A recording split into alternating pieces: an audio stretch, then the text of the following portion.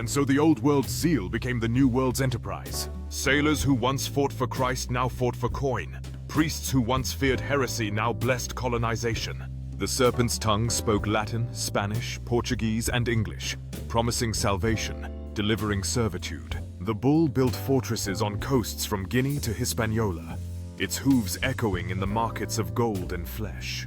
The covenant watched from the soil, silent but unbroken, whispering to any ear still able to hear that spirit cannot be owned, and love cannot be taxed. The Republic was still young when it began to measure itself.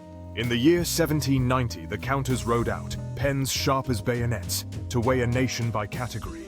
They called it a census, but it was really a mirror, showing who was allowed to be whole and who was counted in pieces. Free white men were tallied for representation, women and children by household, the rest by ownership.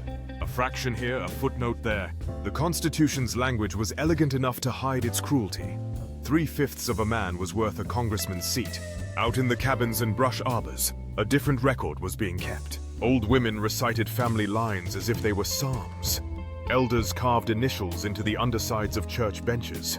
A hymn could hold an entire genealogy if you listened for the pattern. That was the covenant's arithmetic, memory instead of math. The new nation celebrated itself as enlightened, even as it built its enlightenment on stolen hands. The bull wore powdered wigs and quoted liberty. The serpent learned the dialect of commerce and the law.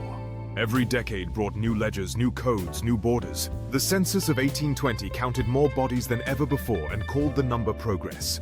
By 1830, the appetite for classification had become a science. Phrenologists weighing skulls, linguists drawing family trees for tongues they did not speak, ministers drawing lines between heaven and hue. Europe called this wisdom. The fields called it theft.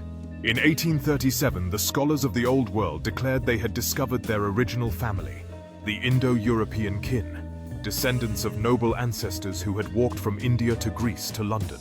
They read clay tablets from Anatolia and christened them Hittite, claiming another proof that civilization had always been theirs. It was the final sanctification of the bull's dream. Empire justified by bloodline, conquest dressed as destiny. But beneath that dream, the earth still hummed with older tongues. In the rhythms of work songs and the grammar of the drum, the covenant remembered languages older than their libraries. When they traced the origin of words, we traced the origin of breath. The counting of souls became the counting of property. Property the counting of votes. Votes the counting of worth.